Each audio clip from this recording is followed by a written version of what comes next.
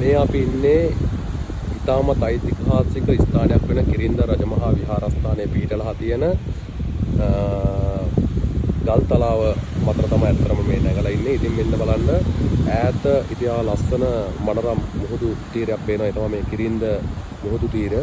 ඒ වගේම මේ ගල්තලාව මතට ආවට පස්සේ තමයි ඉතින් මම ගොඩක් දෙනෙක්ගෙන් ඇහුවා මේ මට පේනවා මේ ස්ථානයේ අර විශාල ගලක් මෙන්න මේ ගල උඩ ඔයාලට පේනවා ඇති කොඩියක් දාලා තියෙනවා. ඉතින් මම මේ ගැන හැමෝගෙම අහලා බැලුවා වතුර ටැංකියක් වගේ දන හදලා තියෙන නිසා මේ කිරින්ද රජමහා විහාරස්ථානයේ හිටපු අපේ දැනට මාසෙකට විතර උදදී අපුරුදු නායක හාමුදුරුවෝ මේ පැත්තේ ඉන්න මිනිස්සු ඊටම පන්සලටයි ඊටම අල්ලගෙන ගෙවල් ඉදි කරන්න ගිහිල්ලා තියෙන ඉතින් ගොඩාක් ප්‍රශ්න මේ පන්සලට ඇවිල්ලා තියෙනවා.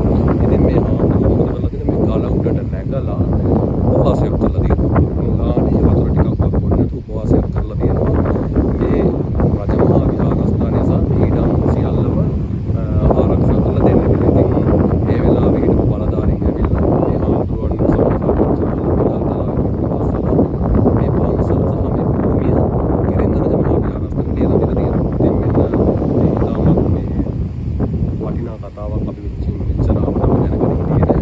ඉතින් මට හිතුණා ඒ ගල්තලාව වලට පෙන්නලා ඒ සම්බන්ධව පොඩ්ඩක් කියන්න.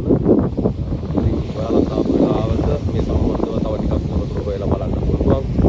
ඉතින් මනරම් පරිසරයකට ඇවිල්ලා කිරින්ද රජමහා විහාරයට ආපු හැමෝම මේ ස්ථානය ඇවිල්ලා බලලා යනවා. ඉතින් ඔයාලත් එන්න කියලා මම ආරාධනා කරනවා.